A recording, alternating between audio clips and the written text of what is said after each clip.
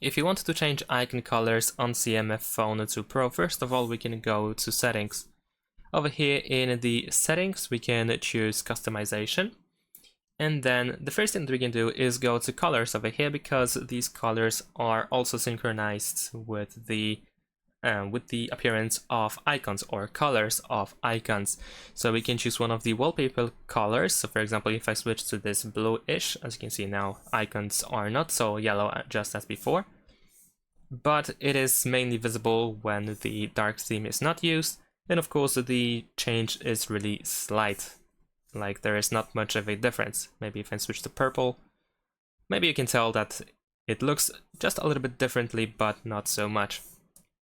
There we go. So there is also another way. If you prefer to have more traditional Android style colors of app icons, then in that case we can go back to the personalization settings, and over here, or customization actually, and over here we can choose icon pack and we can switch to default. And as you can see, we have this default appearance, Android style appearance, back again on our phone. And that's pretty much it. Thanks for watching. Leave a like and subscribe to my channel, and see you in my next videos. Bye.